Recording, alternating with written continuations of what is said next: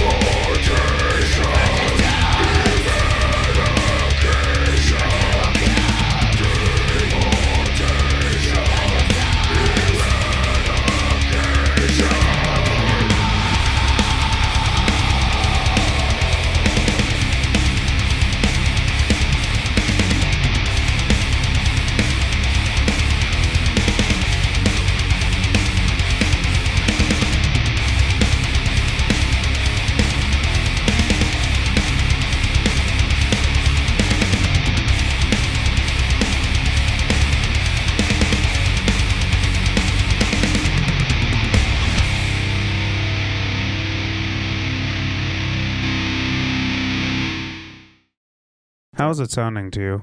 Is it Test. Test. God, it's been a while since we've operated this. Test. Equipment here. I mean, it's felt like, a whole year has passed. We're in 2026. Oh wait, never mind. Oh shit. It's still the same year, but yeah, it's been a minute. It's been a whole whole last 2 months. Yeah, I feel weird. I'm like, it's been. Get used to it because it might happen. Oh, I just noticed that. I didn't even. Oh, did you? You notice everything on the wall? Wow, so I've been gone. I've been gone that long. Yeah, huh? yeah. We'll touch upon that. But yeah, I had a lot of free time, and I was just kind of messing around. I left some space over there, but honestly, as more and more shit I had got put up. Yeah, I'm like, well, you could put some posters. I left some rooms. There's also some. Hey, look, that's our old band, Central Disorder. I was gonna say, I put a bunch of CD stuff on there. Vicious Attack. There's a Central Disorder. couple Dark Entropy things. A couple things that are just stickers. I put some Magic card art right there. I played all these. I'm joking. I didn't. You played some of them. No, I didn't play that one. Oh, dude, grab some. You know what to do. I mean, I know. I've been harassing you for a while now. I don't think I have that many flyers of.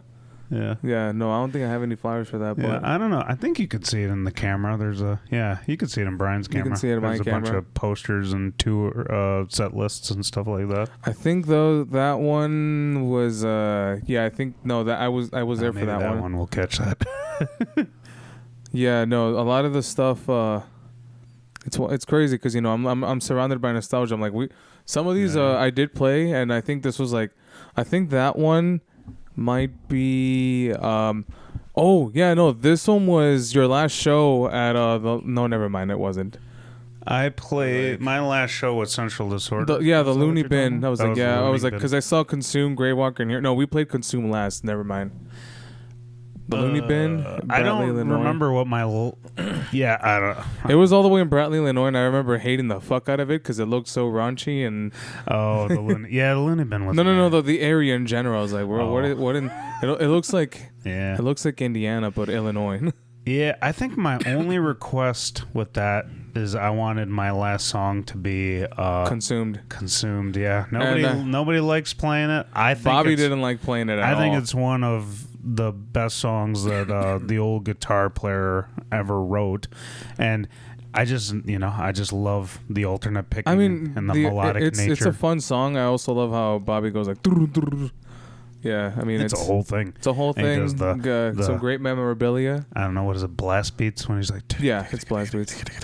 It's pretty sweet. It's pretty sick. But guys, we're back. We're back. After 2 months. Same co-host. I'm not going anywhere. Hey, okay. So let's just go into Brian. Why did we take 2 months off?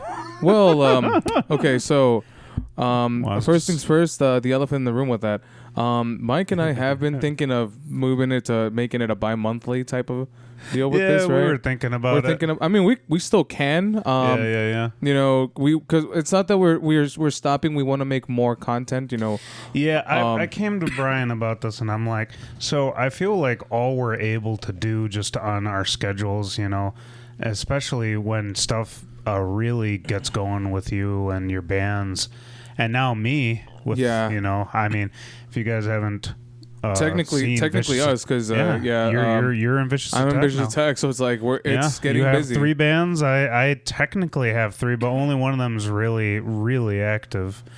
And then we were talking about maybe doing this bi-monthly, and then we just do whatever we want. Like the month that we don't do the episode, let's like, hey, I got done watching Daima, which we'll talk about later. I watched that and I'm like, God, I loved when we did that tier list for the villains badly. And we could still now. I mean, I guess now I would love to open it up more. Everything, like just best characters. See, I mean, we want to explore more forms of content. Like we'll still do the podcast. We're not. I mean, this is technically what was founded on on this channel, but we want to do more stuff. Maybe do short commentary videos.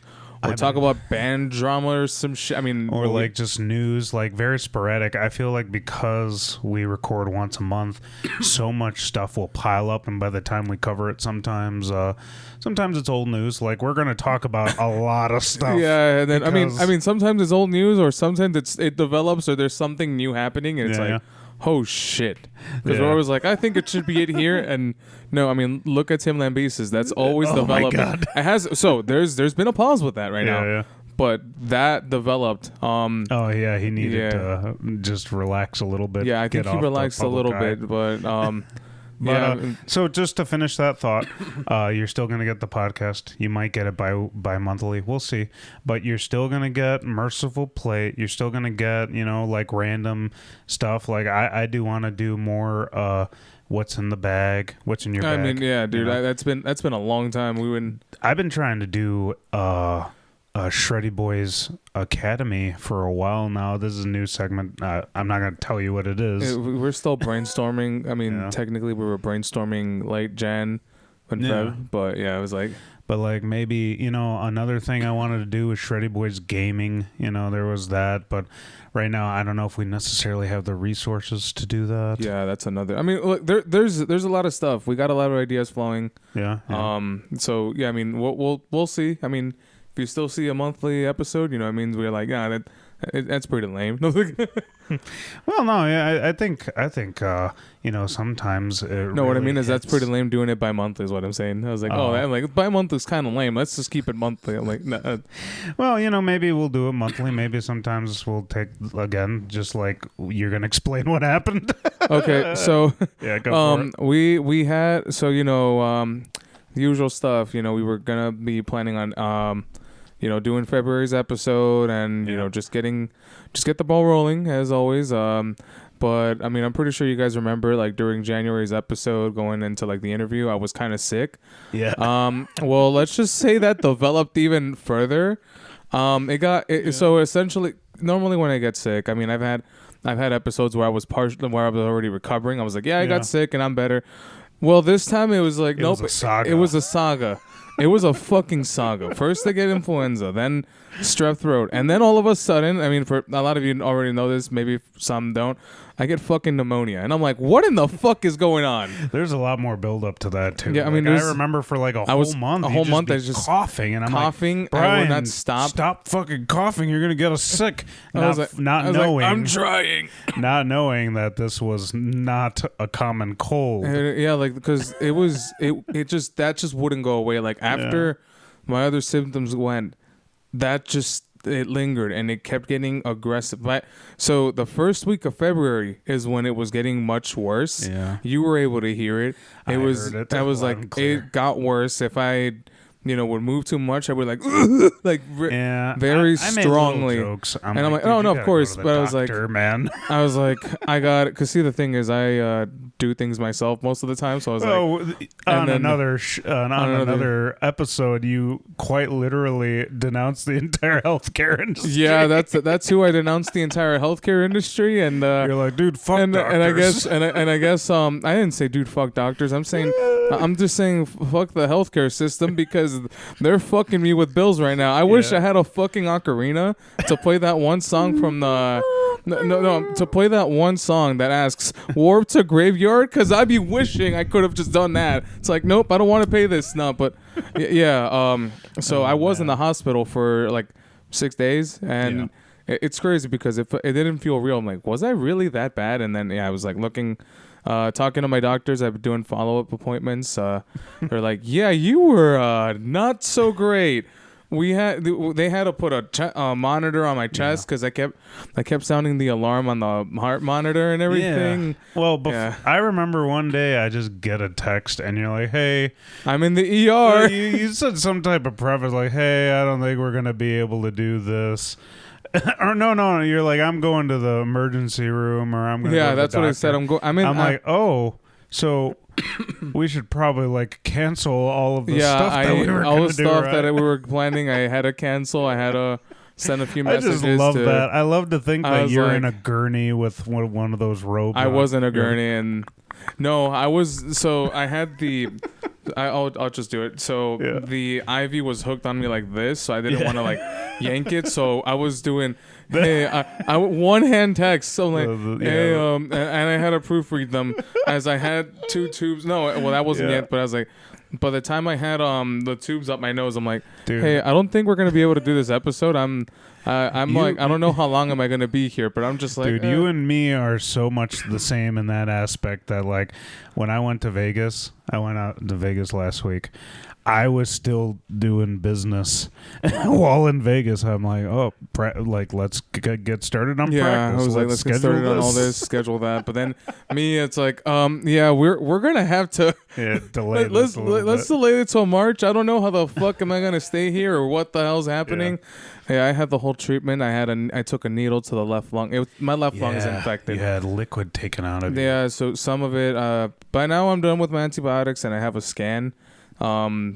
Tuesday. This is Sunday.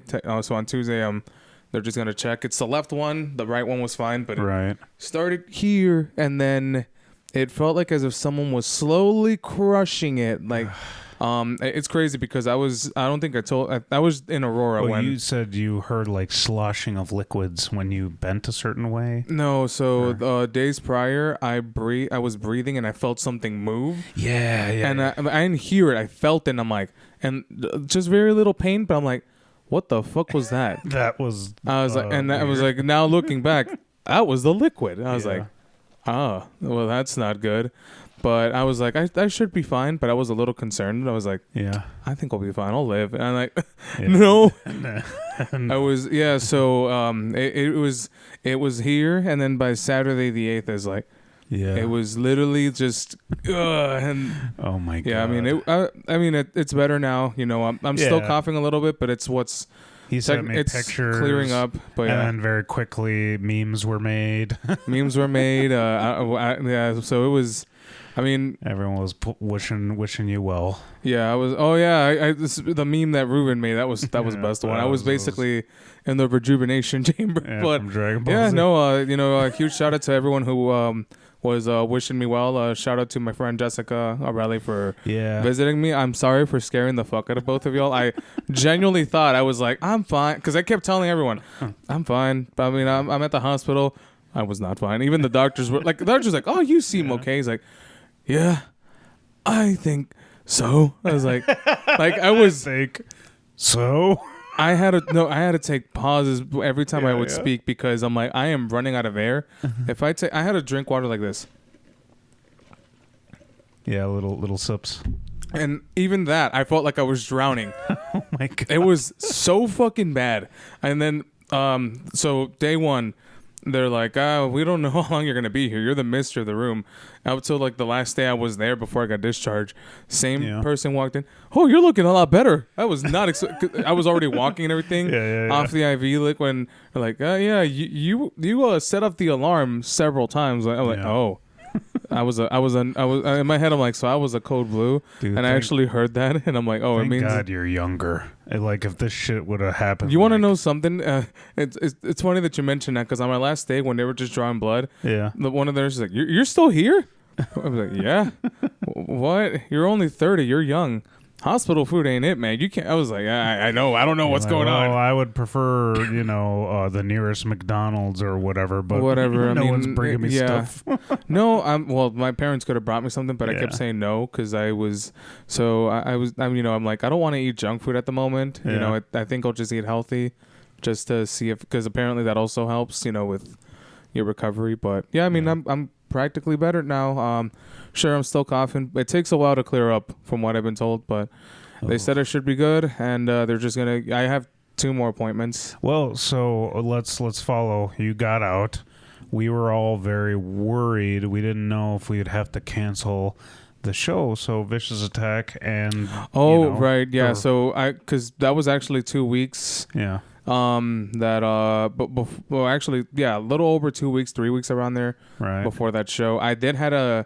Actually, now that you mentioned that, I was not able to play with First Step to Glory. You had to cancel. Well, they didn't cancel. I told them, get a fill in. Yeah. Though I'm out of the hospital, I'm not 100% yet.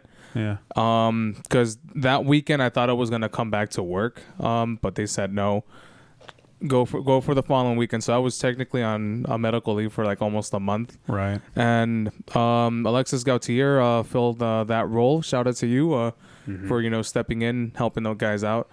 Yeah, I was in Little Village. It was at a skate shop. It was pretty crowded too. So I was like, damn, I wish I could have played, but I have to.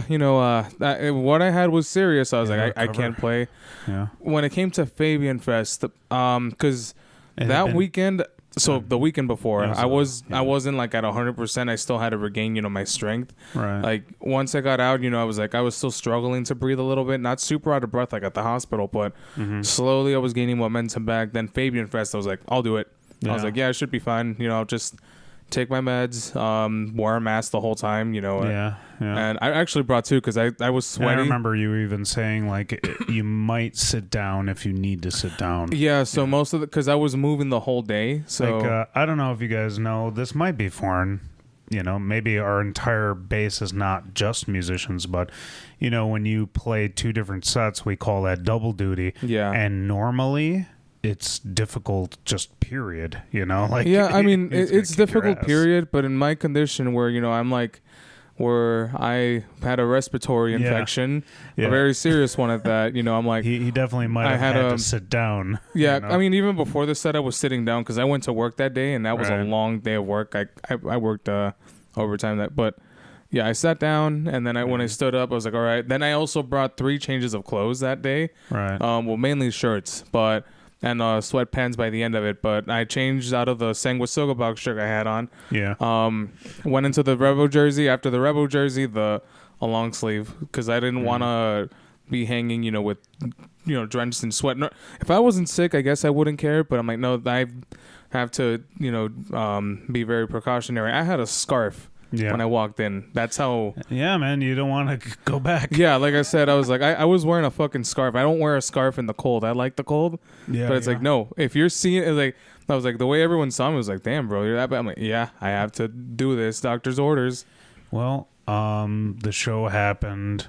Everything went well. There's also clips of beheading, and Franco revealed that he has a clip of Vicious Attack. So he does? I told him send it. I'm gonna tell him to send it to me. So nice. I'll just put it this on will there. Be the first time I'm seeing it too. Yeah, I was. He showed it to me the other day, so I was like, why didn't you send it to me? Which song did you do? Know what song it was? I think it might have been Endgame, because that's when the other vocalist was there. Yeah, David. Yeah.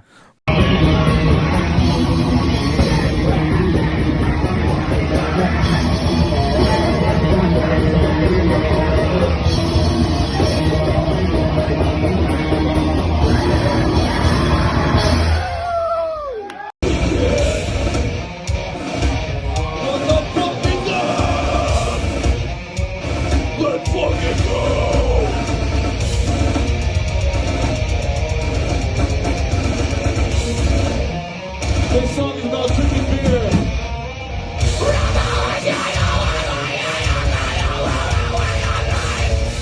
But yeah, there's that clip, and then beheading.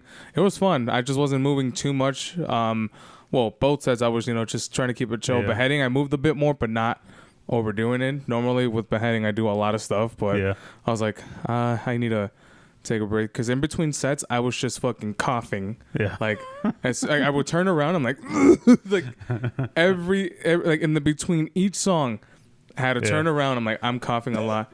Oh no, it was like very loud. I remember you did everyone that at looked the at end. like I was just like, oh, I'm okay. Are you good? I'm like, Don't yeah. look at me.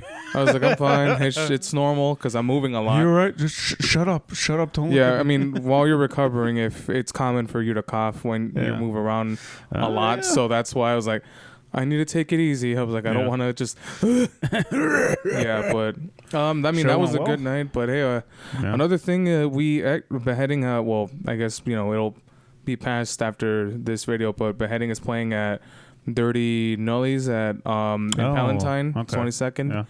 And Vicious Attack has another show at Live Wire Lounge April 5th. I was like, April 1st? I was like, this ain't an April Fool's joke. Yeah. As it stands, this is the only other show. Hopefully, we'll see. We got a couple more weeks. We can get in a couple new songs. We also have, Beheading also has a show in Hobart, Indiana. I'm going to put the flyer on there. We're playing with Eyes of Anguish. I'm pretty sure you remember them. Yeah. And then May 3rd, we'll be at the Sanctuary in Detroit. Oh. And then Chicago Pride Fest. So we're not going to play in Chicago for like until June. It's confirmed that we're on the Chicago Pride Metal Fest. This will be Beheading the Icons first time. Our Lord and Savior. For our Lord and Savior. Our President-elect, Chastain. Yeah. In our hearts. In our hearts. Forever in our hearts. Yeah. But yeah, no, we're stoked to be on there. It's the first one was pretty dope. A lot of people showed up. That's cool. And yeah, I mean, it was also pretty cool playing with Victims that day because they were the surprise headliner at the time. But it's a good run. Definitely stoked. We got some more stuff, but I'm not gonna say anything yet. So that more news. You might hear something in May. We're planning something.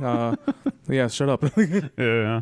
All right, cool. I mean, it seems like we're catched up in that time period. I mean, while you were sick, I mean, I don't know. Last time on Dragon Ball Z. Yeah, we could do that. I don't know if we want to go straight into. Oh no, I was referring to what I was going through. I was trying to think. It felt like a filler episode. Dude, I feel like so much has happened, and then obviously with the channel, we took a break.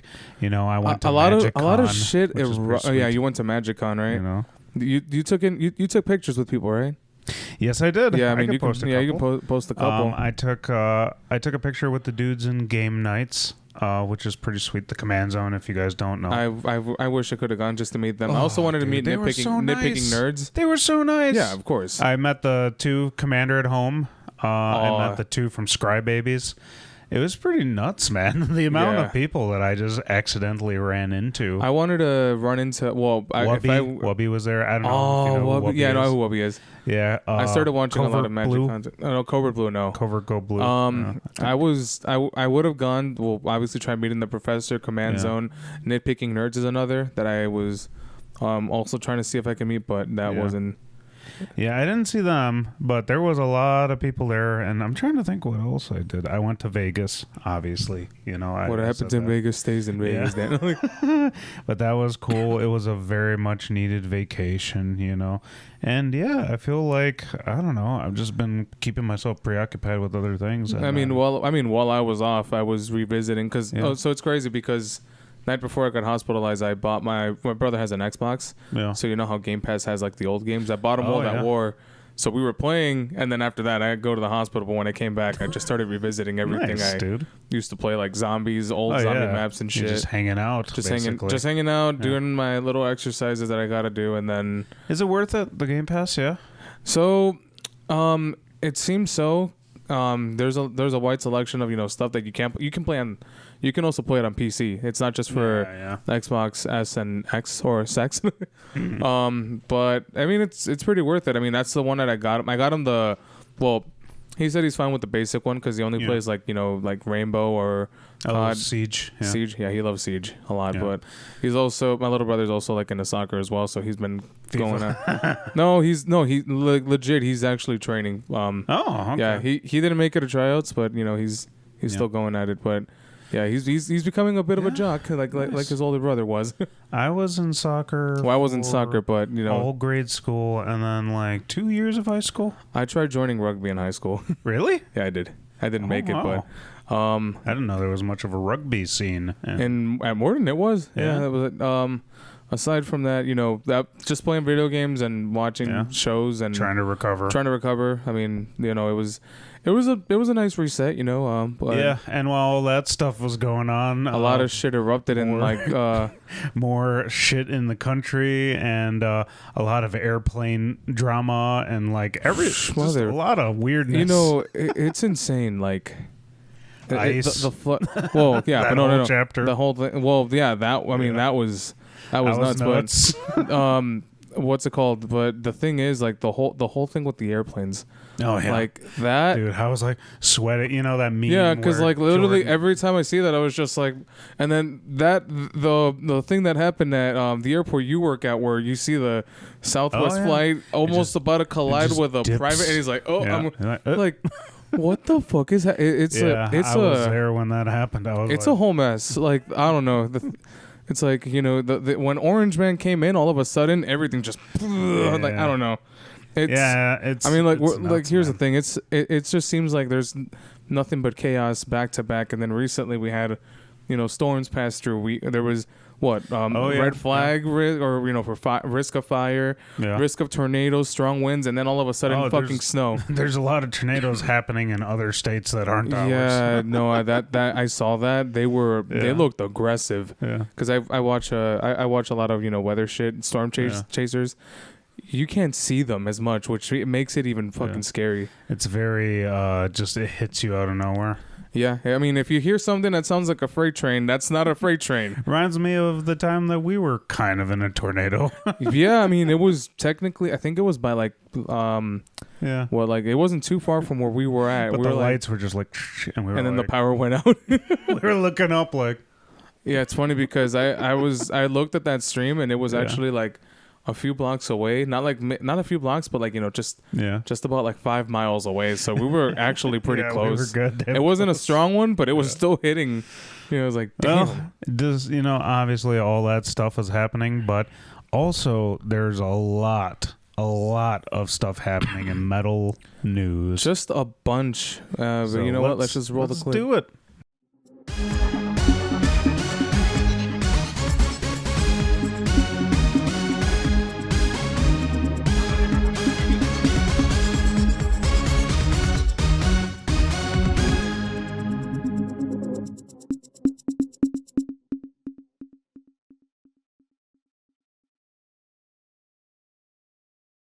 Hi, I am your host, Mike, and that's Brian over there for SBNN. SBNN. I was like...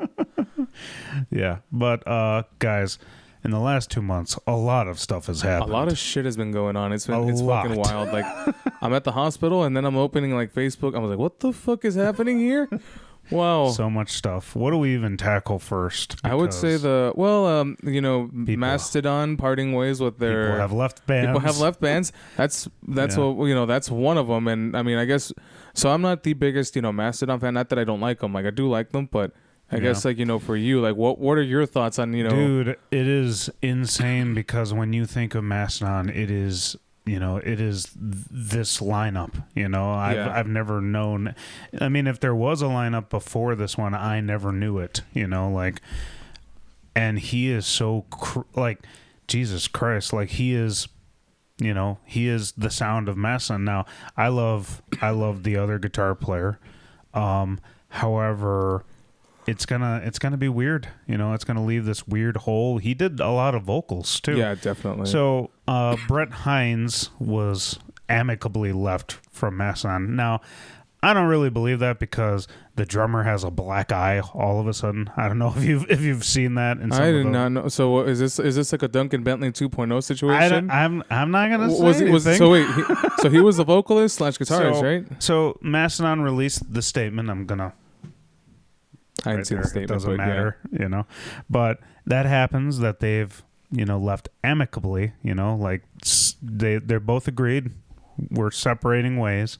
And then like in like a following video, like a day later, the drummer has like a black eye, and I'm like, what the hell? What happened? you know? And it does sound pretty wild. It was like, it was a little suspicious. I wasn't following that too deep, but when I saw that, I was like, holy shit, that's wild. I'm like, and then yeah. But, Brent Hines has 2 other projects, so this isn't the only thing that you know. right. He'll be back, and he'll have something, maybe like a solo album. As long as he's not behind the black eye. No. I was like, it can't be a Duncan Bentley situation. There's some speculation too that it might have been due to like alcohol or drug related abuse. That it does have Duncan Bentley parallels because he also had a massive drinking problem when he becomes, well, he's mentioned it on past like videos. He becomes a Satan. He becomes very problematic, like how. But another thing that happened that's definitely closer to you, because I love Black Dahlia Murder. Brandon Ellis has parted ways with them, and that's so it's crazy because before that, I think they were doing a Central America or South American tour with what's it called? Is it Gate Creeper or no? Gate Creeper. Gate Creeper. Okay. Yeah, I think so. That's the name of the band. I think so. I'm trying to remember, but apparently, and then also, so here's another thing that kind of concerned me a little bit, but maybe, everything's good, hopefully. I hope so, Brian said, he decided to move it back because he wants to focus more on his mental health.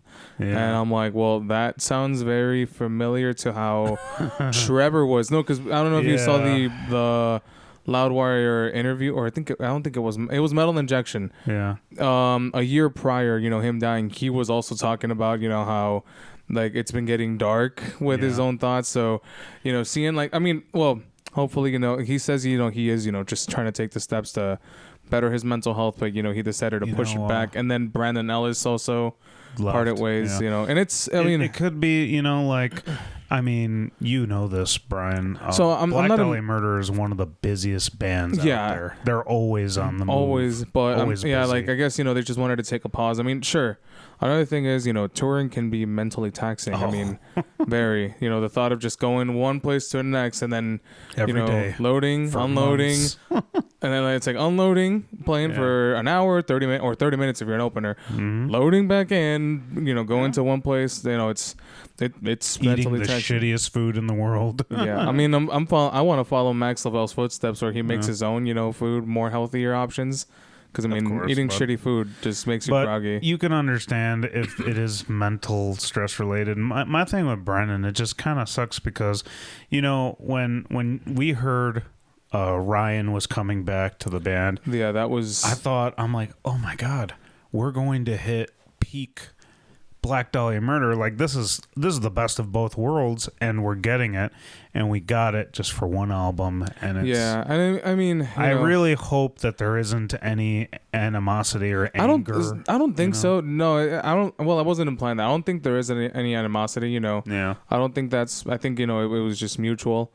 But it's still no. I don't think so. But still, it's just more like, the way like Brian worded it. I was like, man, it sounds similar to Trevor. Yeah. So I was like, that's the only part that worried me, but I don't think there was any, animosity between like, Ellis and the guys. But it's crazy. Like, I wasn't expecting to wake up to that. I was like, Ellis is out of I was like, he left, which I don't know who's gonna, take his place. There's a few good candidates. Imagine if they get Rafael Trujillo, or I didn't even say when what's his name left Mastodon. Oh, they got Uncle Ben, the YouTuber Uncle Ben. If you guys look him up, he has tons of covers of himself playing Mastodon songs. So so they got someone that can. They got somebody who is awesome. Apparently, he played his first 2 gigs with Mastodon, and apparently they went very, very well. So he's not going to be. They've already said he's a temp for the tour. Yeah, of course. But yeah, who knows what's going to happen with, they might get a temporary guitar player for Black Dahlia Murder, but there's a few good candidates that I think could, fill the role. There's tons of great guitar imagine players. they get Jason Richardson from All That Remains. That's the second That's the second person they take from All That Remains, because before it was Shannon Lucas. Yeah, maybe. I don't know. I don't think so. No, I'm just. He's doing surprisingly very well in All That Remains, and he loves it there. So there's a good chance that he's gonna have to hang out for a bit. Rafael Trujillo. He used to be in Obscura. I mean, speaking of Obscura, do you want to just? I mean, well, so we'll get to that. Yeah. But there's with Black Dahlia, and then another band that we're a fan of, Crypta, has also parted ways with Jessica. Oh yeah, that's so I saw sad. that, and I'm like, dude. I mean, so sad. I really liked her.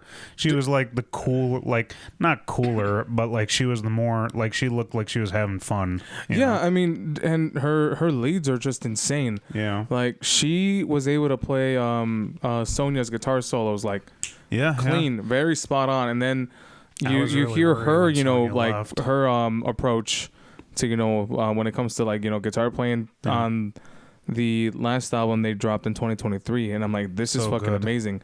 It's so good. And then when I saw that she, you know, left, it was also mutual, but I was like, damn. I mean, the other one, I forgot what his name was, Tanya. She's also really good too, but I was great. Like, she's great, but I was very like, serious. Both of them just had like great chemistry as like, you know, like you never saw them live, but when I saw them live, you know, you see both of them just interacting with each other. I was like, she's not as serious as you think. But when, you know, I've seen enough YouTube clips. Yeah, but like seeing them in person is different. Okay, no, I'm joking. Yeah. No, I know. I'm fucking with you, but no, I am gonna see them. I don't know what tour they're coming up on, or they were, but not maybe not now. Well, they said so. They did say I've read the statement. Yeah. So she is the one who decided to, you know, step away. Yeah. And they're, you know, they supported it. They're on good terms. But the tours are still happening. I just don't know if it's gonna be like as a 3-piece. Or you know, they're gonna get a temp. I'm pretty sure a temp. It's gotta be lady. Sonia's gonna come back. She might. I mean, maybe she realizes how much she screwed up by leaving in the first place. She's actually having it pretty well with a Cobra Spell. Well, they're not. Cobra Spell, Burning Witches, I believe, is her other band. I don't think she actually had to make another Instagram because she got like banned. Oh really? Yeah, I forgot exactly what was the reason, but I was like, I saw a post and I'm like, oh. I don't know. I think Crypto's doing a lot better than. So here's the thing. They're doing. I'm not saying they're doing as great as, you know, Crypta, but they're doing good for what she's got going. But I mean, it could happen. Or they can get someone else. I mean, there's a lot of, you know, talented Brazilian artists. Yeah, you know, they could just use a computer, you know, and punch in. Or what's her name? Paula. Yeah, that's Nick Nocturnal's girlfriend. Hey, it's possible. It's possible. Paula lives in the United States now. Yeah, I mean, well, who knows? Maybe as a temp. I mean, yeah. I mean, that was, but still, like, it's crazy when. It'd be funny though, because Paula's tall. And so she would be taller than all the other ladies. Is she? I never seen her in person. She's taller than Nick. Oh, I did not know that. Holy shit. It was just kind of funny. That is funny. I was like, what? Damn, that's crazy. But so that's, you know, there's 3 bands that, you know, parted ways with their beloved, you know, members. Dude, there's a lot. We can also cover this stuff. Oh my fucking god! Just want to do that. Crash Out Part 2. So I mean, it's not too long. Let's start at the top here. They were on their farewell tour. No, it wasn't a farewell tour. Hold on. First, they got on a tour with Attila and Dealers, who have allegations of sexual assault. Right. And well, Franz, his incident was this one girl faked her age. She had a fake ID, and we don't need. She turned out to be like I said, the specific, like, there's very problematic people. Yeah. Everyone was questioning Adam, like, how could, you know, like, why would you do this? And sure, I guess in a way, you know, he was used as a scapegoat for the whole thing.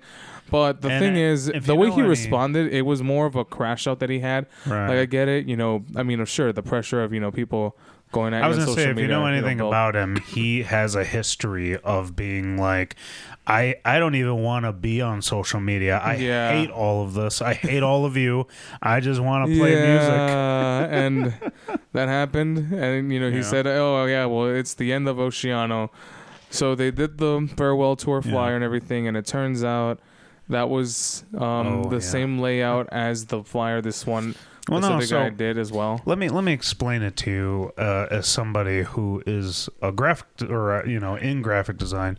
So the dude, like they gave him a deposit, right?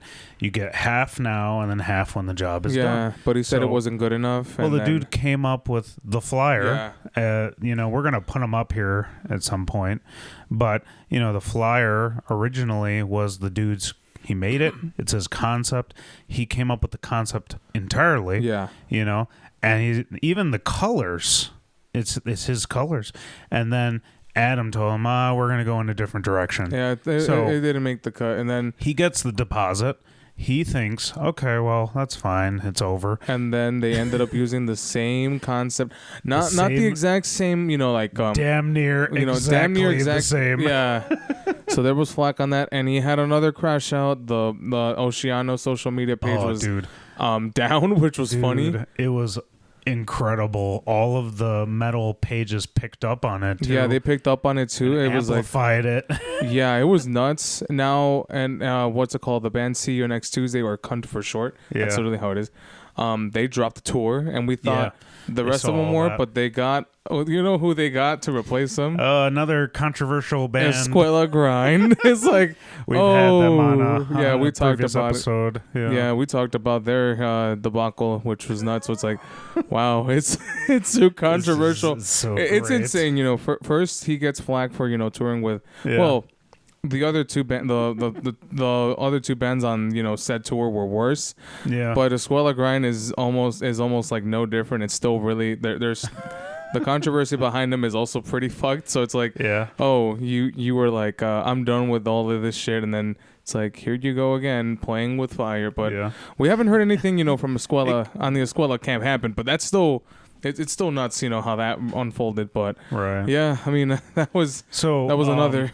Yeah, that flyer comes out. It's a different flyer that they made. It was a different one. It's a third flyer, just plain. That's it. And I'm gonna say one thing about both of them. The one the guy made, I mean, it wasn't that great. I'll be honest, but still, you don't do someone like that in general. Like, if you're gonna, if you. I don't know. Straight up plagiarize the dude's work. Yeah, and it's no credit for it. No credit, and I don't think he paid him a portion. Yeah. There's also text as well. I'm gonna put them on there. I'll send them to you as well. Yeah. But there's text messages, and the way he just responded was like the way Adam responded was shitty. It's like, bro, like. I don't know. Personally, less than lackluster. Personally, it's like, okay, if you fucked up, own up to it. Don't have a social media crash out. I get it's tough, being on the internet, but it's like, dude, there are certain ways you handle certain things. Is it, Brian? I mean, I guess it all really, like, here's the thing. It can be tough, but there's different ways to handle things, and being a crybaby on the internet is not one of them. Like, it's just you're gonna get because I'm looking at this and I'm like, dude, you could have just handled it more better. Just address it appropriately. It's like, you know what? Yeah, this was fucked up, and I'm sorry. That's it. Yeah, or whatever. I don't know. Instead, you're prolonging the drama. I mean, I guess he wanted to do it worse. I guess he did it on purpose, just to marketing purposes for the final tour. It's a bad but at the same time, it's like, here's the thing: it is bad press because you're saying, oh yeah, well, I have a solo project called Adam on Earth. Well, you're gonna get bad press on that one because everyone's gonna remember you as the guy who as the crybaby, the crybaby of the internet. The deathcore lolcow. We have the power metal lolcow as Yari. Now we got the deathcore lolcow. I don't know as he's Adam. Taking his ball and he's going home. And I mean, at this point, that's what he's become. He's but a little baby.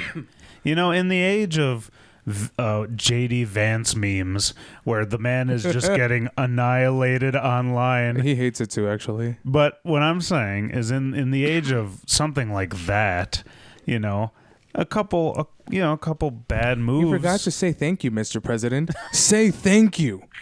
Anyways. I'm saying is he's totally being a crybaby. It could be so much worse, and it's not. Yeah, I mean, you make some mistakes. It's not that hard to not make mistakes. No, but yeah, I was just up. Yeah, I'm still saying like wrong person to name because sure they're not showing it, but yeah, he's not. He's not happy about that either. But what I'm saying is he's not those memes picking are up funny his as ball hell. and going home. Well, maybe not until Maybe the he has last. no maybe choice. maybe until the end of the 4 years. But anyways, that's the drama with Oceano, and I guess like the last one I do want to cover, would have to be the whole debacle with Obscura. Okay, yeah. Because while does this timing work out? This timing works out perfectly. You were in the hospital. Well, yeah, but the thing is, there's more layers that went on to this. So, Obscura released, a new album. It came out after I got out of the hospital, actually. But what happened was there was accusations of plagiarism, towards the vocalist. Oh, yeah. Because he used an accompaniment from the bassist of Exist that he wrote, but he didn't give him permission to use. And so the guitarist and vocalist of Exist called him out on it. And, well, his response was like, yeah, I did it. But if you have a problem, call me. Don't just post it on social media. Don't expose me, is what I read.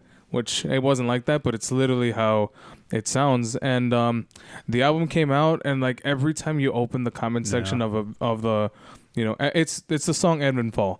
When there's a reel of Evanfall, everyone's like, "So are the other songs stolen?" I mean, it would sound better if it was original. I was like, they're nailing him to a cross. So I mean, I guess he sort of takes it well, but at least I thought. Yeah. But you have what's it called? I forgot his name, but I'm gonna put him on here. He made a video called "The Downfall of Obscura," covering their basically the history with all the members. How he came to find out about them. Yeah. Obviously, he talked about the era during Christian Munzner, Hannes Grossman being in the band up until I think it was like after 2011, and then there's Acroasis when that came out. Mm-hmm. Despite it being a good album, there was a lot of messy stuff going on, and it just kept going into details. Then Christian Munzner came back after Raphael. And not to mention another thing that the vocalist does, he tends to lead playthroughs that ex-members have done. And he also doesn't credit them either when it comes to, the recordings. But apparently it's also due to him, I guess, being somewhat embarrassed that he can't play their sections clean. Really? And he's not that much of a clean, player. Not saying that he sucks, but he's not as, tight as like Munzner, Raphael, and, any other member that might have been on there. And so, that video was up and everything, but it got taken down. Yeah. Because it ended up being, well, he suspects it's the vocalist of Obscura giving him a copyright notice. I remember you sending this to me. And I sent in because I was trying to look for the video just to rewatch it. Yeah. If we were going to cover this, I'm like, well, I want to cover some points. Mm-hmm. And then I saw that and I'm like, oh, this was actually a week before Fabulous Fabian Fest. I'm like, you sent me it got taken down. I was like, it was taken down. Yeah. So I was like, this is nuts. So I was like, yeah, I mean, he took the criticism. Well, no, he's not. He's actually. I was like, and he's doing it the worst way ever. Like, when the way Adam did it is, I guess, in a way less harmful. And the reason I'm saying that is because, obviously, there's people who make a living on YouTube. Mm-hmm. And if you try giving them a copyright strike notice or a takedown or whatever, if you're trying to give them a strike, you're affecting their source of income. And at that point, it's like, if you can't take criticism, then you're doing that to someone, you're a piece of shit and a bitch. I was just saying that. I mean, because pretty much. It's like, dude, like, you fucked up by using 100%. someone else's part who did not give you permission to use. And then, someone's just making a video, an in-depth video, talking about the highs and then now the low of, your band. And you're taking it down. Yeah. Like, because if, 3 strikes on YouTube, you're out. You can't even make another account. Right. Any video with you on it, gone. It's not cool, and he paid for it. The band is currently paying for it. Mm-hmm. And when you go, if you look at those past posts, I don't know if it's happening now. Honestly, it's been a while. People might have just forgotten about it. Probably. I mean, I still need to look if there's a follow up to it because I just like on remember those old that. posts, people are like, "Oh, good, we can go to the show, go see the band right before Obscura, and then leave." Yeah. I forgot what band was it. Yeah, it was a tour. It's a very nice tour, and I'm like, a lot of people were saying that, and it's like, oh man. I said the same thing too. I'm like, oh, that'd be cool to go to. I think it was Reggie's. I'm like, oh, it would be cool to go to Reggie's, go get some nice food, go see everything right up to Obscura, and then head out. Yeah, I mean, it's embarrassing to see that because that band had a lot of high praises within the tech death community. Obscura. So do I. It's so upsetting. I love Cosmogenesis. I love Septuagint, Acroaces. And then there's I think it's Deluvium and then you have the album. What's it called? A Sonification. I haven't even listened to Christian the latest album because of all of this. Well, I haven't either. But the one before it, technically, it ended up becoming Christian Munster's official last album. But yeah, I mean, and even Christian called them out too. He said the exact same thing. It wasn't just the vocalist and the vocalist and bassist of Exist, saying that. He stepped into the ring and he also called them out on it. And it was like, yo, what the hell are you doing? But yeah, Stefan is it's nuts, man. It's not nuts. It's sad to see, but I mean, it's just an this whole thing just went you see a prominent band. And then they just fall flat on their face after that shit, Yeah, especially the timing couldn't be perfect. It was literally they released the single, and then, I don't know, it's 2 weeks before the album releases, and they're getting this incredible amount of horrible press. And then, massive. Then they release this tour, and everybody is like, if you go to their comment sections, people are roasting the crap out of them. They're just giving them so much shit. It's one of the biggest bootlickers still, though. I wouldn't. So I can't. Maybe some know, maybe some don't. Some people follow. Not everyone's on the internet all the time. So it's you'll have the people that'll still stick by them. Right. But there's people that the Winter Sun fans. Yeah. Well, I will say, credit to Yari, though he may have spent an exorbitant amount of money strung along the fans for several years. At least he wasn't stealing. I will say that. He may have not been stealing. Depends how you want to look at it. He may have not been stealing music. I'm talking about music. He may have not been stealing music. As for money, I can't say stealing. Money or good fortune. But I would say he though he may have milked his fans, he wasn't stealing music. At least it's original. Yeah. Is what I will say. Credit to that. Yeah. However, I was like, well, I mean, we have the Tech Death lolcow, which is that one. Yeah. This is a lolcow cast now. It was nuts. And I mean, I hope the whole thing, just what's it called? Well, I hope the whole thing with the video gets resolved. And YouTube's like, well, none of this violated our terms of service, so it goes back up. As for Stefan, I was like, you know what? Own up to what you fucking did, and how about you just remove that album? And he's like, it's not gonna happen. Give everyone a refund because it was bad. My guitarist Ryan, he actually listened to it. Yeah, he said it's not good. Fine. It's not good. It's pretty mid. Very kind of like when the Faceless came out with their latest album or whatever. Becoming a Ghost was actually good. Actually, I will say that production wasn't that great. However, it was still pretty solid. It wasn't Autotheism and Planetary Duality. No, it was not. But it was good for what it was. That grew on me. It was a messy album.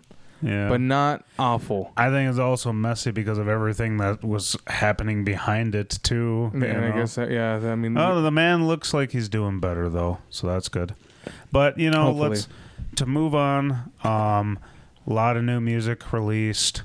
Courtney Page got mistaken for Poppy. Oh, that's what else? Courtney Page, isn't it? Or it's LaPlante. LaPlante, sorry. I was like, wait a minute. I don't Courtney know Page. many people named Courtney. I was like, wait a minute. Mixed up. Oh well, Spirit Box released. Mistaken. That was released Tsunami Sea. That was funny though. And she went along with it. That was so funny. Yeah. I saw that and I'm like, that was fucking just hilarious. because in a day or two. Poppy's gonna like laugh at it and share it. Everyone's gonna laugh at it and share it, and All then the metal pages. whoever recorded it is gonna feel like, oh, She's like, yes, I am Poppy. I was like, oh, I fucked up, but she owned it. She made it work somehow. Yeah, whoever that interviewer was is just gonna be like, well, who knows? I mean, they could be like that, but at the same time, it's gonna gain them a lot of, I guess in a way, good press, because it's like, yeah, sure, they weren't educated on who they were, but she made a meme happen in a way. There's also an interview out there. It's funny, just kind of talking about the same thing where they're on a red carpet and the woman doesn't know who Mike Shinoda is. Oh, and the dude is like, seriously? God. And she's like, yeah, I don't know. I'm like, I think I remember. My name is that. Mike Shinoda from Linkin Park, and then she had like I think moment. she was. I think that was at the Grammys, right? Yeah. When we also saw Kanye's ex-wife. And she's like, nude. I'm so sorry. But aside from like, that, it's okay. She was actually missing the mark with a lot of people. Aside from Courtney and Mike, there was a couple rappers that there was a lot of issues with it. I can't remember exactly what, but I was like, yeah, that I remember hearing that mess. Dude, I think she got fired. So much happened. But aside from happened. that. Oscars happened, but music released. You had new Spirit Box. Coheed and Cambria dropped a new album. That album is actually pretty good. 2 Allegiant songs leading to a brand new Allegiant album coming up very soon in April, like first week of April. Whitechapel also released a new album too. It sounds like their old school stuff. Cattle released? No, Cattle hasn't released anything. They're not yet. Who was it? Was it literally just Whitechapel? I thought somebody released a song. No. Actually, I can look it up, but it doesn't matter. It doesn't matter. I guess so. It matters to me, don't it? My point is, a lot of people are cooking. A lot of people are cooking. You have Whitechapel, Spirit Box. There's Allegiant coming up. Cradle of Filth is also releasing a new album. That's gonna be, I think, this upcoming week. Yeah. I'm actually curious on listening to the song with what's his name? God damn it! I'm gonna put the name on there again. I'm like, I had his name. Ed Sheeran. There you go. Oh my God. they made a song together. That, yeah. I was like, Ed Sheeran. I was like, yeah, that's one of them. That's they're like, it is done. Oh, I know what you're talking about. So Revocation released a song called Confines of Infinity featuring Travis Ryan of Cattle, which that song goes really hard. Also, I'm thinking of doing that contest they talked about. Yeah. Because I do have the tab book for what's it called? Existence is Futile.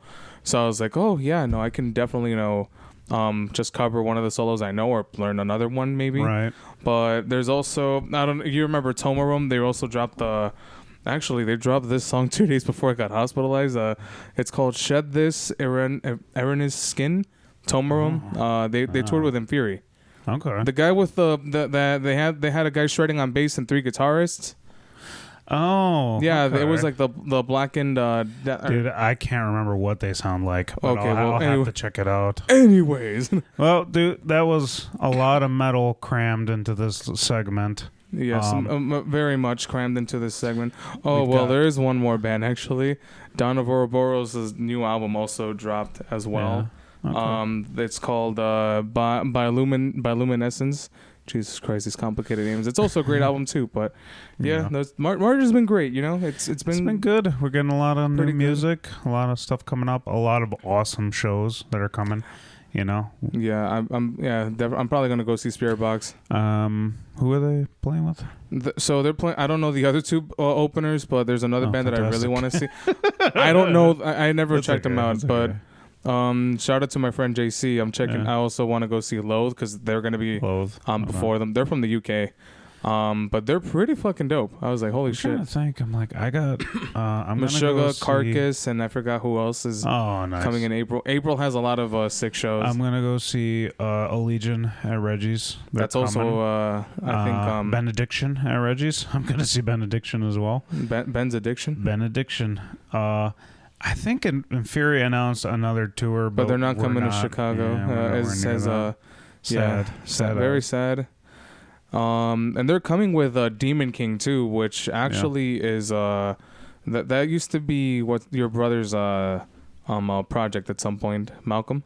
Oh yeah, he was based in. Threw me off for a second. Like your brother. I was like he was the bassist in that band, and Michael Brown is also was also in Endful Darkness. That's his current band. Okay. They're pretty fucking sick, but yeah, they're gonna be hitting the road with them as well. Yeah, check out all the stuff, man. All the stuff's, It's gonna be you know. an awesome summer of music. So Yeah, definitely. All right. Yeah, I was like, I think we should go to we got 2 more segments, buddy. 2 more. Let's do You Know It, You Love It. New Guess Who Dis.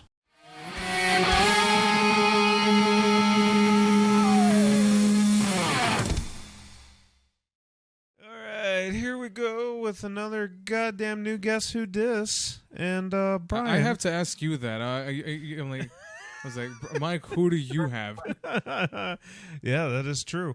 Guys, I was about to say for the first time, but this is not the first time. This is the second time. We got 2 of the boys, and possibly more. We'll see as this goes on. 2 of the boys from Beheading the Icon. You know, one of them. Hi.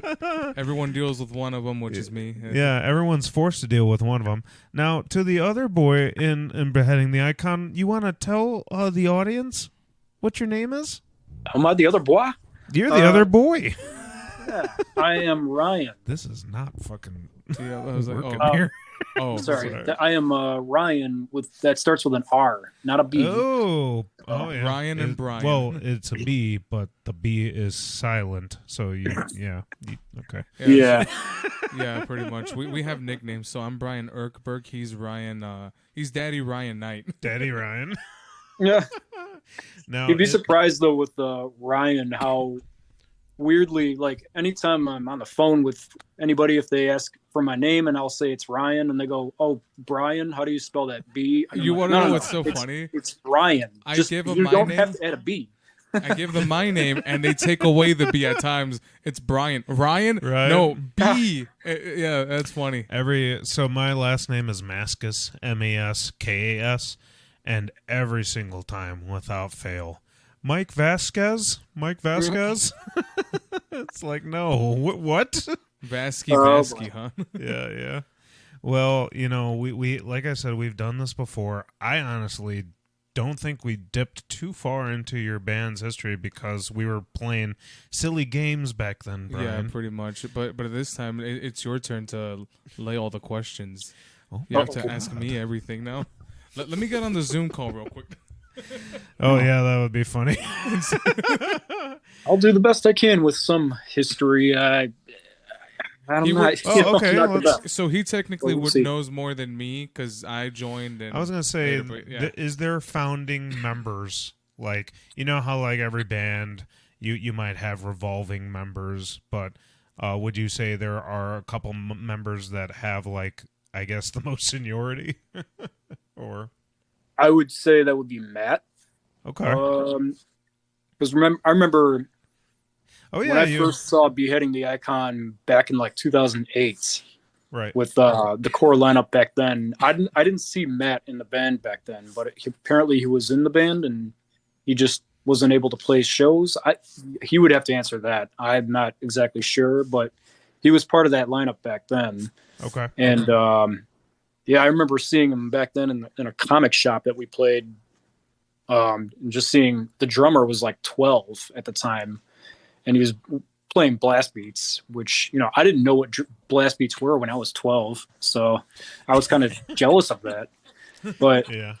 then later on, as time went on, and then even it was during COVID, I got a call from Jason at the time that he was talking with Matt about rekindling Beheading the Icon, and asked if I'd be interested in trying out. And I said, yeah, I'm down. Let's try it out. And it was him and Ostville at the time too came, and we were just basically going to collaborate and see what happens. what we could do.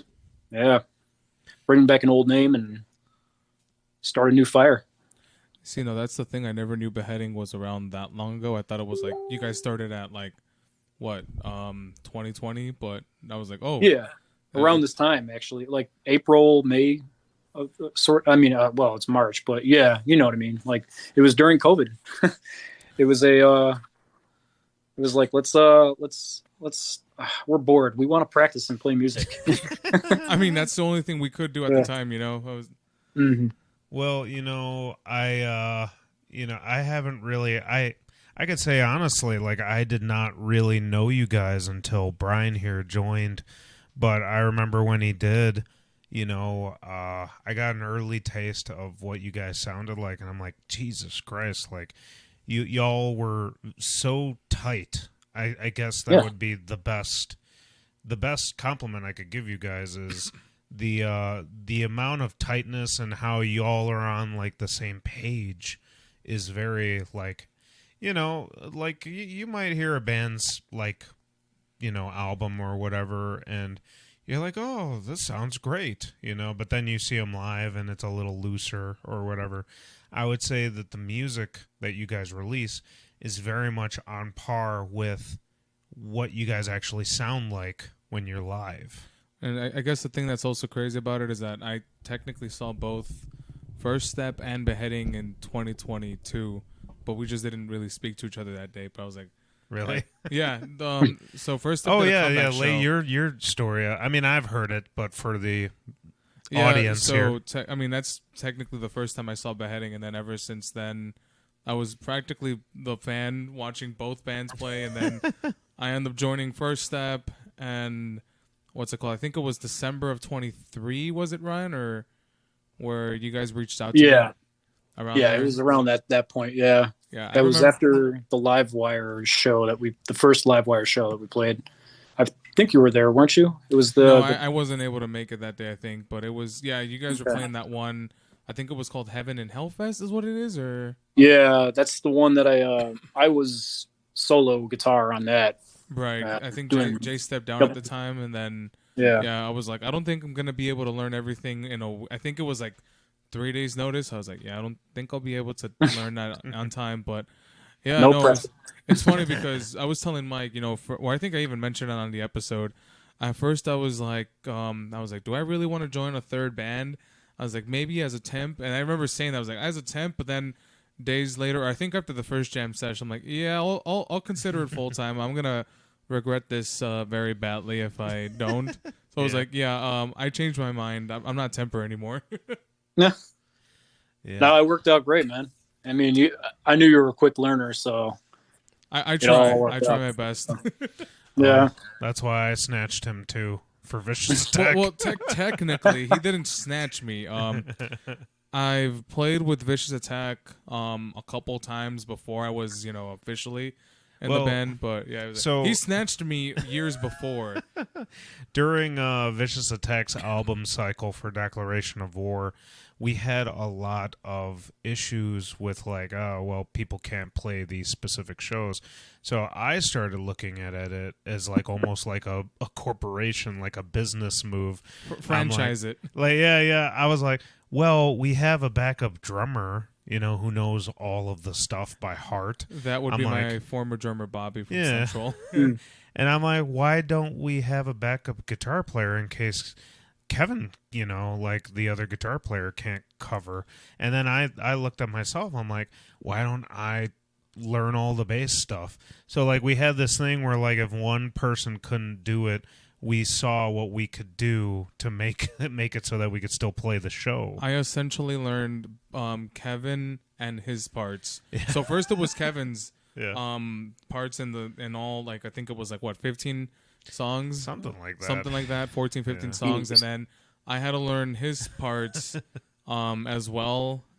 It wasn't that hard because I already knew everything by the time, but most of it is similar, but there's stuff that he did differently than Kevin does. So I essentially was solo rhythms. So it's and like stuff. if there was a show he had to be on bass, I would be doing his parts. If there was a show where Kevin can't make it, then I would be doing Kevin entirely. So I was like, wow, all over the place. There are some truly unique videos out there of like our live performances because of stuff like that. Yeah, I mean it's fun, and that's what. That just sounds so much work, but I will. I'm not a fan of work.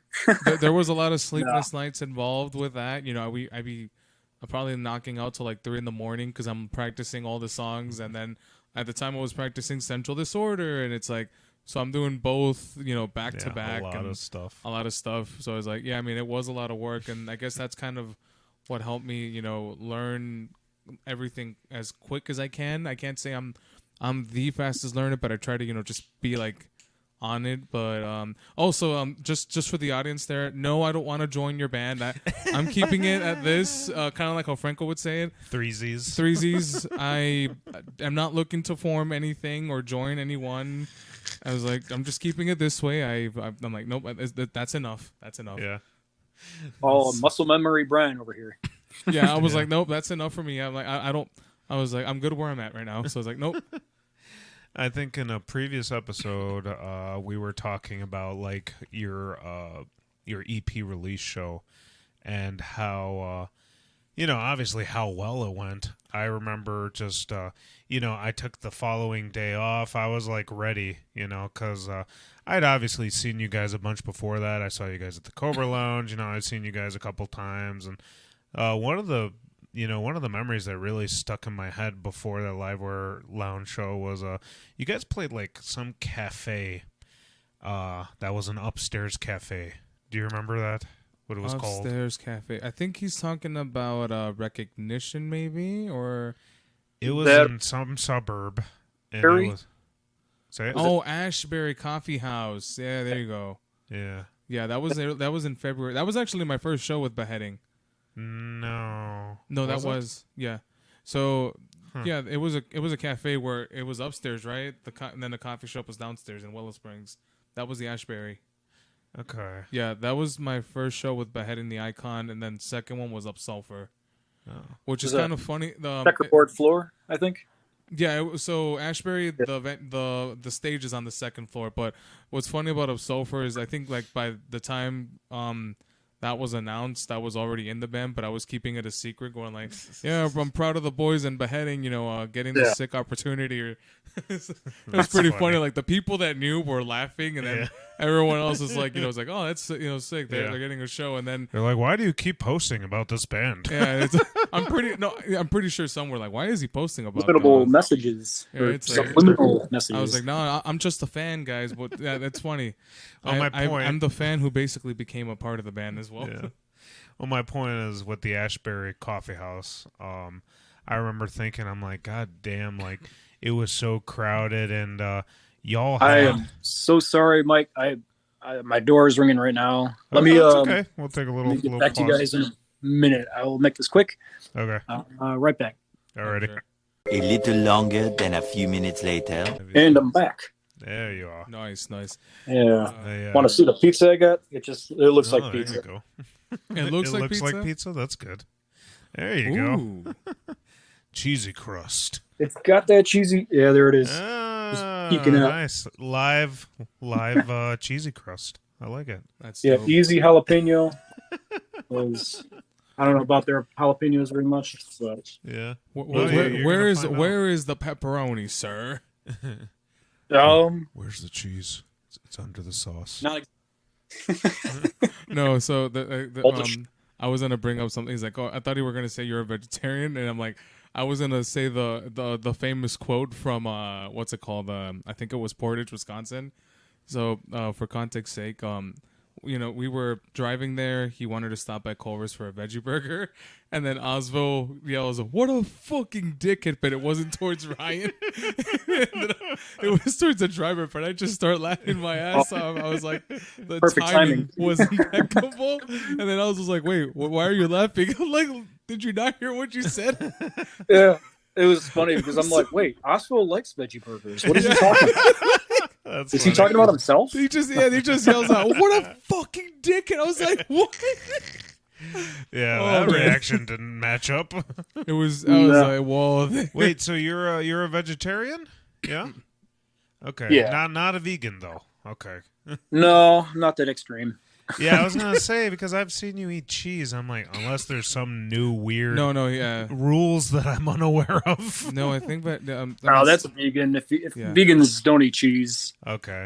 they don't eat. They don't. They don't. They don't consume like dairy. fun. Yes, I know. Yeah, so they don't no like, fun. No fun. No fun. No cheese curds. Get out of my face. Get out of my face. Yeah, no, that was a funny memory. But I yes, think, for fuck's sake, fuck's I sake. gotta finish my thought here. The Ashbury Coffee House. I remember seeing you guys there and just being like, God damn, there are so many children here. Like there was a lot of young people there. And when there you was guys, a big scene. Yeah. They had quite a scene out there. well, Yeah. I was surprised. I think like 2 bands had gone up, and then you guys were up, and you guys just destroyed. Everyone was going nuts, and I was like, Jesus, this is like, that was not the first time I had seen you guys. I don't think at that point, because I'm like, I'd seen you at the Cobra Lounge. I can't remember if that was before. So or after. that was actually after. That was after.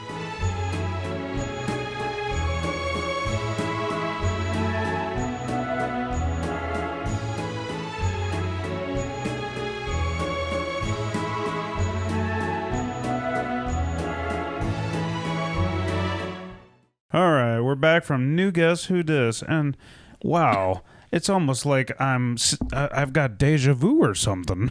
Yeah, I wonder why. Yeah, it's always good to have on the boys. We had them on one time, I believe. No, we had your singer on. Yeah, we had the Matt. Christmas episode, and it was very fun. I forgot what game we had him play. I think it was Naughty or Nice. Yeah, and. Honestly, looking back, that episode had so much like great. bangers of like after banger. Like it just keeps getting better and more like unhinged at the same time. I think we love it tortured so Brandon the much. most. I think. Yeah, we did. He got the we did. worst of the worst. Well, because you were straight up asking him like, "Who would you have sex with, this or this?" I mean, you had to bring on the homies. Can't go to sleep with them. But yeah, great time with the boys in Beheading. Beheading, Right? yeah, You said as it stands right now, you have 3 shows that are currently So booked with there's posters. Yeah. So aside from the one that technically by the time this comes out we It's played past 22nd. There is it's in Hobart, Indiana. It's April. I think I can't remember the date, but you'll see it on there. May 3rd at Sanctuary in Detroit, Michigan, and Chicago Metal Pride Fest. And we got some more stuff going on, And but guys, very cryptic. Yeah, cryptic. And shut up, don't Shut ask. up, don't ask. And I can't stress enough if you haven't seen these guys. Hold on. Another big announcement too. And on August 3rd, I'm actually opening up with Beheading. We'll be opening up for 4 of my favorite bands actually. Oh, right, it's gonna right. be what's it called? Wormhole, Organectomy, The Last 10 Seconds of Life, and Vulvodynia. We actually got on there. That's the big one, man. That's the big one for me. I was That's like, the big boy. Vulvodynia. I was like, holy shit. It's like, pretty nuts. It's pretty fucking nuts. Like, if you tell me one day I'd open up for one of my favorite bands, I tell you you're on drugs or something. Yeah, you're like, get the fuck out of my face. I was like, no. And then I was at the hospital when we were talking about, getting on. I was like, yep, run it. And I was like, yes. I was like, Oh, run like, that. yes. And no, I was a lot better by then. But I was like, yeah, I'm down. And then I was like, holy shit, we got That's added pretty on there. sweet, So man. I'm pretty fucking pumped. I was like, holy fuck. And if you guys haven't seen them before, they're awesome. Go see them. Go support their music. They have music up on all the streaming services. We got an EP, and then and they were awesome actually, at the 2 fabulous singles. fucking Fabian Fest. You guys killed it. We headlined. Johnny, bassist of Vicious Attack, he's like, Jesus Christ, they like are so professional. Yeah, because you guys were like so in sync, and We try our hardest. you have your shit together, which is We great. try our hardest. Very Yeah, tight. Definitely, like Very tight. always hard at work. I mean, honestly, like it's awesome to be in this band. Everyone's like, it's a group effort. Everyone just does their part. We all get along very well. We just have a great time on stage. We always try killing it every single time. It's good when everybody's on the same page too. Definitely. We're always just on business, trying to basically just go to the very next thing. And Yeah, I mean it's been a hell of a fun ride. And so once I was like, the moment I was asked to join, I'm like, Absolutely. I was unsure at first because I was like, well, I'm gonna join another band. I'm like, but now I was like, I'm like I'm gonna regret this decision. So I was like, nope, I want to be full time. All right. Well, that was that. We got one more segment, and I've been holding off from talking to Brian about this. Let's go into Anime Corner.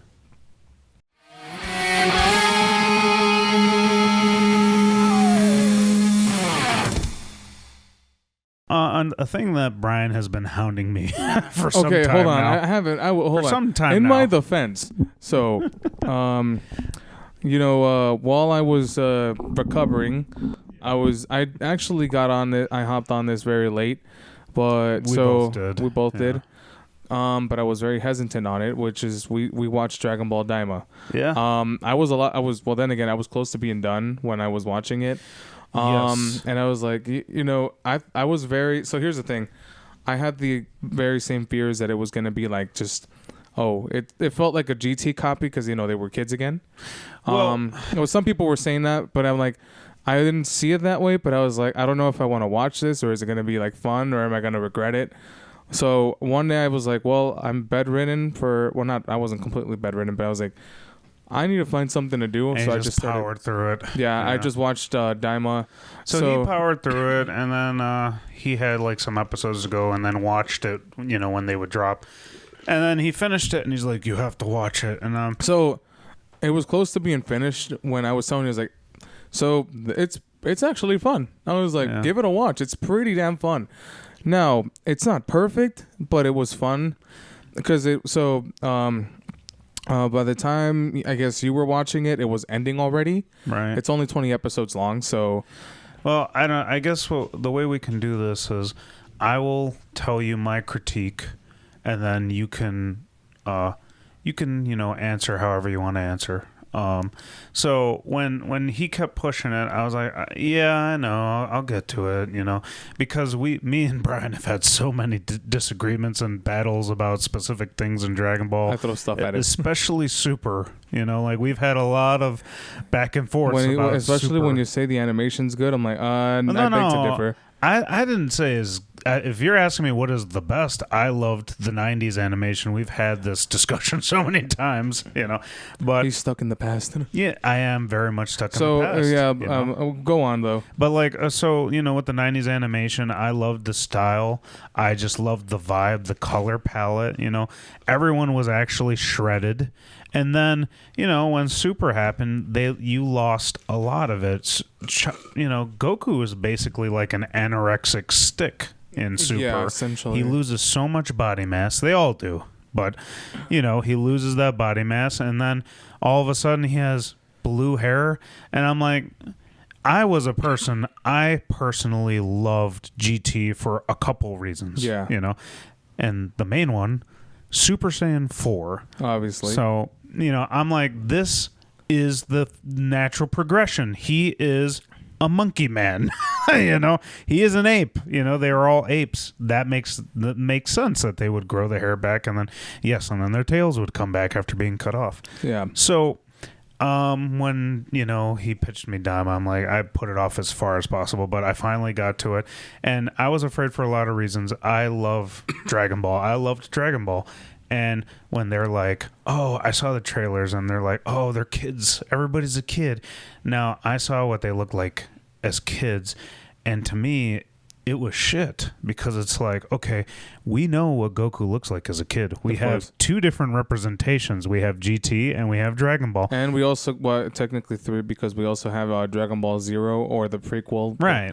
Yeah, I didn't want to, I was like, there's 3, actually. Yeah, but so we know what Kid Goku looks like, and they really did not make him look like he was supposed to. But then here's what pissed me off even more.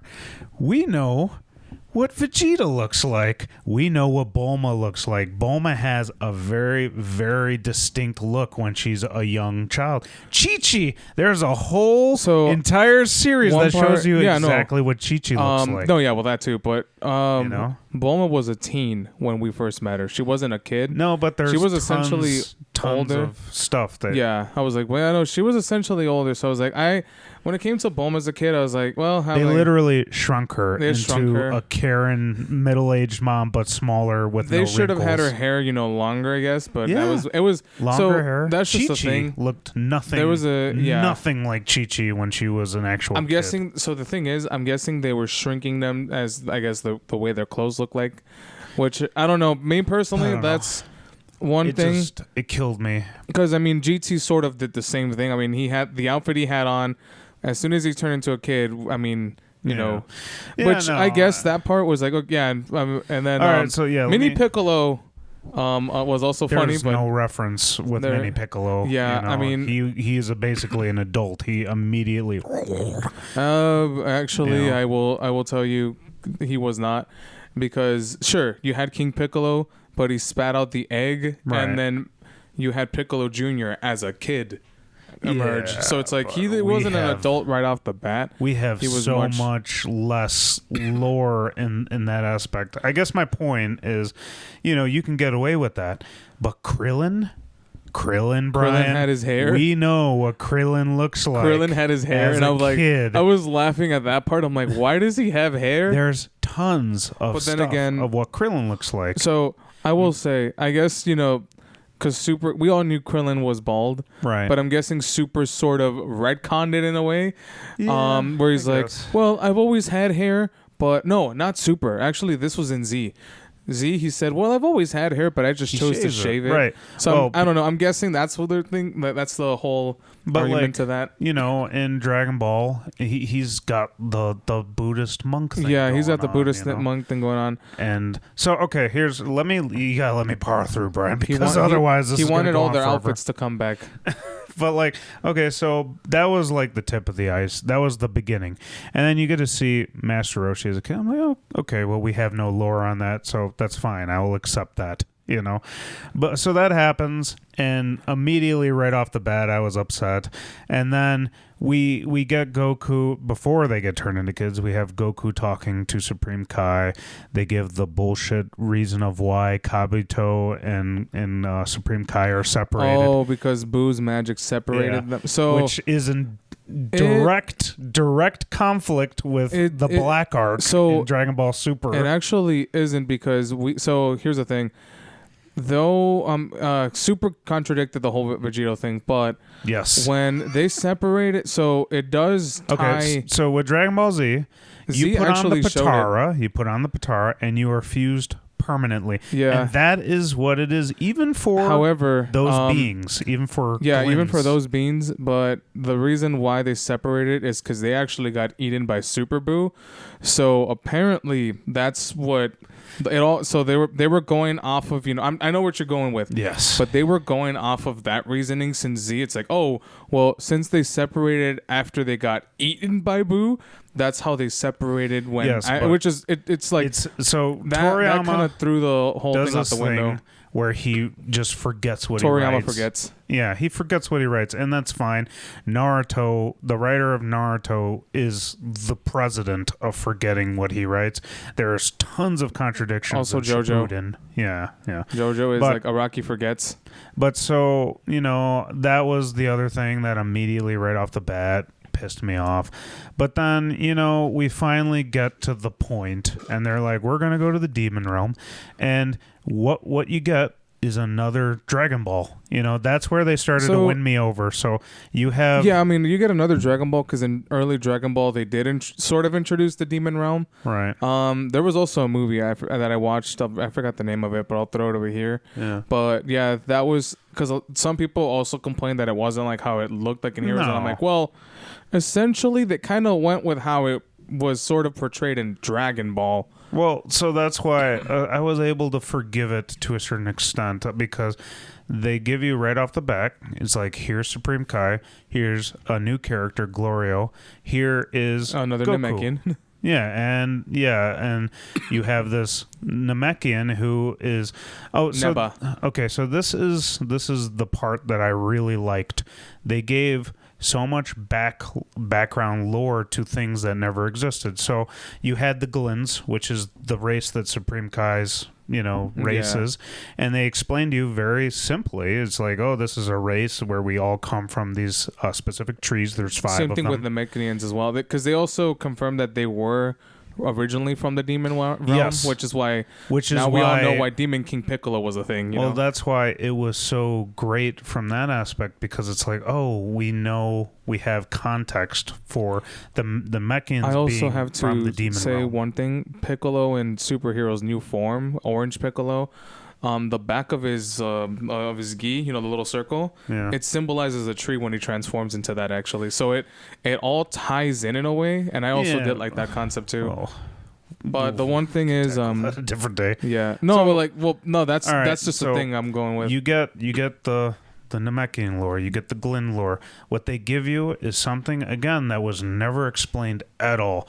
You get to finally see King Deborah and his predecessor. And I think it was Abura or something. Yeah. His father, technically. You get to see exactly that. They explain to you the Majin lineage, and that there's actually a lot of Majin, Yeah. It's a whole, essentially, bloodline of people. They explain to you that the demon realm is in a bunch of different layers. 3 to be specific. So it's like, for the first time, they are giving you so much brand new lore that we never got. You understand, Bibbidi came to this specific... I guess I probably should have said spoiler alert before all this, guys. But Bibbidi goes to a specific person to create Majin Buu. Which was a witch. Which is fantastic. And they give you so much. Yeah, they give you a lot of... and then also, and it turns out, spoiler alert, everyone's new waifu, Arinsu, was actually there when Buu exploded, and she took a sample of him. Which is kind of funny. Which was like, okay. Yeah. I was willing to forgive that. But so, that was the stuff that I liked. I'm like, we're on an adventure again. We're learning things about the realm. Everything is... just like Dragon Ball, where Goku is the most overpowered thing there. However, there are new rules. He's got short limbs, so now he's relying on the greatest thing that we ever got from the power pole. The power pole. So that's one of the biggest reasons why I loved it. Yeah. I was like, the power pole came back. I was like, I so badly wanted him to bring the Nimbus back, and they kind of touched on it a little bit. I really hope, that was one thing that I hope they. Yeah. I was like, are we getting Nimbus? Come on, give us Nimbus. Yep. I'm like, And then, we get introduced to a new character. I forgot her name. The little girl. Pansy. Yeah, Pansy. And then we get to meet all her kingdom, which the characters just look straight out of Dragon Ball. Yeah, of course. Straight out of Dragon Ball. It had a Dragon Ball-esque vibe. It was very charming. I appreciated that a lot. So it's like, a lot of people were expecting, to be super action-packed. I'm like, well, it had more of a... Because, Dragon Ball had a lot of action in it, too, but it also gave you, that sense of adventure, exploration to it, right. It wasn't just always like, Goku has to fight this other guy and then this other guy, and then it's like, it had more stuff to it, right. But yeah, that was a fun part too. But anyways, continue. So there's a lot of middle part. Even we learned so much lore about the creator of the Dragon Balls. What'd you say his name was? Neba. He created the demon realm. He also created the 3 protectors of the 3. Which I like that a lot, actually. So even that was like, these guys are incredibly strong. You got some really cool battle sequences, but even the protectors have personality. Yeah. They're like, all right, here's the test that you must pass. That's exactly what I liked. It wasn't just fighting. It's like, okay, now you passed one. Yeah. Now you got to get to the other one. I guess what I like, because, when it comes to, the concept of Dragon Balls, Earth, you can just look for them, but this one, you actually have to be challenged and overcome those. Yeah. And it's like, I felt like, they, especially when it came to the Super Dragon Balls, I felt like they kind of lost it with that as well. Yeah. Now, so let's just skip to what everybody was talking about, the hype. So the first time, it was Vegeta going Super Saiyan 3. Now, this one I had mixed feelings about, because it had been established that, Vegeta could do it. He just chose not to. Yeah, because he thinks it's a stupid form. You know, it's not only that. So he felt like he didn't need it to. He didn't need it to use it. It's basically a non-canon Vegeta did have it, but he chose not to go there because it's like it's like too much power. Right? And he doesn't need to go because it's like his other one gun. So with that being said, Vegeta acknowledges, you know, I think even in the Black Arc, that he doesn't want to go. He doesn't want to go into that silly form. You Yeah, know? Which is kind of funny because that is totally what Vegeta would do. However, in this, he goes into it 2 different times. Yeah, so he goes into it as a kid, you know, when he's fighting one of the Guardians. And then as an adult. As an adult, he does it. Okay, well, from a fan perspective, I love that too. You get to see Super Saiyan 3 on a Vegeta on an adult. And I thought it was funny at the end. He was like, it's Super Mega Ultra Vegeta. Vegeta. But no, Ultra Vegeta. No, the best part for me is, you know, since he was getting tired, I love how Bulma's like, if you don't stop fighting him, I ain't taking a bath with you again. And they're like, here's the thing. And that was slow motion. Yeah. Just imagine how fast it was coming to him. Yeah. And it's funny because the thing about Goma, despite him having the third eye, you know, it personally when my analogy of the third eye, it's like, well, you're technically infinite. You do get a boost, but I guess he was not as he was the strong. weakest, you know, user. I would have loved to see the Boro, but that'd be, you know, bringing back another character, you know. Right. But yeah, just the fact that he's about to crush him, and he's like, oh, and then just backs. I was like, that was funny. I love that. All right, let's get past that. So the one thing, again, the hype. Goku turns Super Saiyan 4, and the miniature version looked funny. Neva basically does what was done for Krillin a long time ago. He gets his potential unlocked. You know? Yeah, so technically people theorize he sort of merged him with his, you know, I guess like the strength of the great ape that he technically sort of didn't have anymore is what they're saying.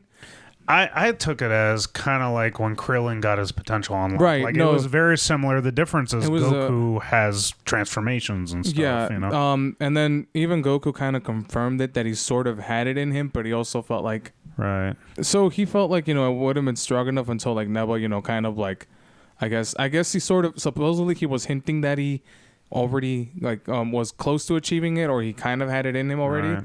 But so the miniature version looked pretty funny. It was funny. The big hands was one of the things. I mean, I have mixed feelings on that. I wish it had the black hair for me, but too. The red hair, I mean, well, it was fine. I wanted it just exactly the same. Now, like if they for me, just though, given it, you know. Now, when it came to him transforming as an adult, I loved it. Well, that they spent the entire budget on that transformation sequence. I know that. I was like, but I loved that part. You know, he goes into 1, 2, 3, he's like, and then he goes into the 4. He takes his shirt off. Yeah, I love that part. Like the whole great. sequence of it. I was like, when I saw that, I was like, yeah. I was hoping we'd see that because I'm like, if we just saw Kid Super Saiyan 4 Goku, now, I was like, that was good. But as much as I loved it, you can tell they did that purely out of fan service. They gave Toriyama us SS3 Vegeta purely out of fan service because Super comes around the corner. Beerus challenges Goku, and he's like, "Is this as strong as you could get?" And at the reality, yes, that was SS3 was as far as Goku could go. So, you know, and another thing, I guess, you know, that also, because a lot of people are saying, well, where does Super come into this? But I also feel like, I don't know, here's the thing. So Super Saiyan 4 has always been sort of referenced here and there. It was actually referenced with Broly due to his base form. His base form was very similar to SSJ4 because though his he wasn't, you know, a great ape, he was essentially, you know, harnessing the strength of one and overpowering base God and Goku and Vegeta. And even his father said, yeah, it's basically the great ape, but without transforming into it. Well, so I was like, well, the legendary Super Saiyan, you know. So it's no longer legendary now, I guess. It's full power, but it wasn't the Super Saiyan form. It was his base form when his hair spikes up. That was him, like, okay, yeah, he managed to master the form of, like, you know, using the great ape's strength without turning into one, which Super Saiyan 4 became that in a way. It's like you control it despite him not being controlled. But you know what I'm saying. But yeah, the thing with so when it came, like, I wish the form was the same, but I guess they had to make a different one. It does throw off though. I know they didn't have to do it at all. I was like, they could have kept it completely the same. Yeah, but I guess the thing is, the thing is, he did it because this was never going to be canon ever again. So the thing is, that's a Westerner way of looking at it. Japan does not care about canon at all. That's a very accurate thing. Well, now I know, to us it's one thing, but in Japan, dandy. it's all great and dandy. But in Japan, they don't care about the word canon. They don't even care if anything's canon. They'll just do it. So like the whole thing is like, well, this is not canon. It is canon. That's basically what we were the ones who brought that argument in. Yes and no, because a lot of people will argue. I mean, they made an entire new Full Metal Alchemist series because there was issues with the original. Yeah, no, like I said, it's Japan does not care about canon. They made it, Brian. So like not said, us. They'll still that's what I'm saying. They'll just do it. They don't care about canon. They don't care what it is legendary for, like, watch this episode of this episode. And then there's a new one over here that you have to watch this and then go over here because this is actually better than these. Like I said, Japan does not care about canon. They'll just do it. And then it's like, it's that's just the thing. They don't care about canon at all. It's like, because it's like, that's the whole thing with Diamond. It's like, oh, why wasn't SSJ4 in Super, well, yeah. My point is that they purely did it out of fan service. They're never going to touch upon this again. And he did that literally just to make us happy. And part of me is very happy with that because I mean, so am I. Shit's going to get silly with Dragon Ball Z coming up very soon, Well, yeah, because technically, Super is coming back in the manga. We don't. If you know, we don't have to explain. Goten's gonna come back to the spotlight and all that, and then we're towards the end of Z actually now. My point is with Daima, I really did not want to like it. I already had reservations about it, and you know what?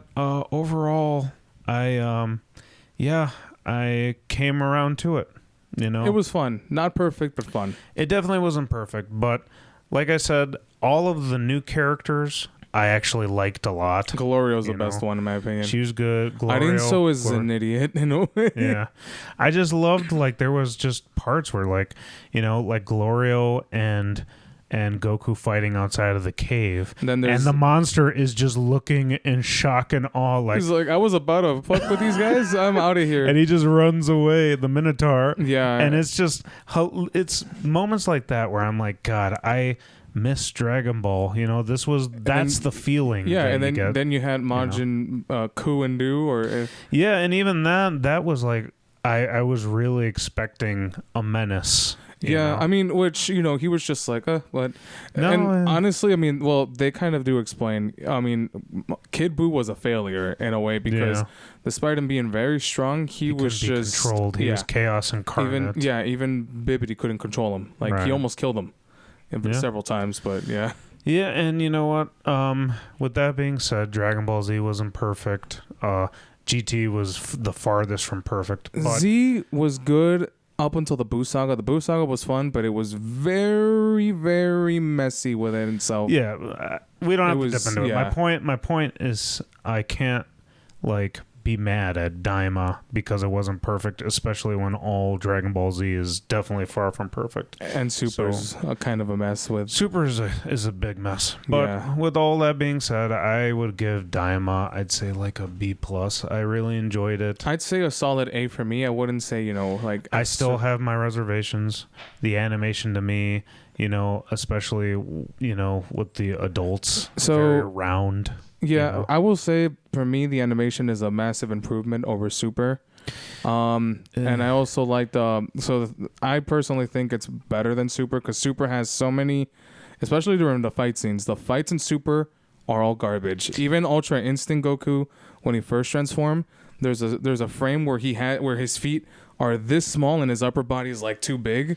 Yeah, it's all talking about the actual motion animation, but the motion animation has improved a lot. Even like certain frames in Super when it wasn't motion animation, they looked dog shit. a But lot like of it did. the thing about it was my first complaint about Super to begin with. Goku lost all of his body mass. And Yeah. then in Daima, when you get to see him at the beginning as an adult, not only has he lost all of his body mass, but everything on him is like circular and shiny, you know, and that is just, I mean, talk about the ultimate difference from the 90s Dragon Right. Ball Z to now. One thing I wish maybe if they were to like restore it, they should do it, I guess, superheroes version of the animation. But I mean, that's pretty much it. I mean, Daima was fun, not the most perfect, series, but Yeah. yeah. I mean, All right. Well, that's about it, pretty much. Yeah, lengthy episode, but it's been a while, man. It's been a while, like, It's comment. been a while. Thanks to Beheading the Icon for being a part of this. Yeah. It was a great interview. I had fun running around. No, I didn't do that. I was like, but yeah, we'll be returning, in full strength if things, continue to go well, which I'm pretty sure they will. But we're gonna have some stuffs. stuffs. I want. Don't forget to like, comment, and subscribe because it really helps the channel a lot, and it'll help pay my medical bills. Not really. But yeah. Good hanging out with you guys again. We'll see you soon. Yeah, we'll see you soon. Woo!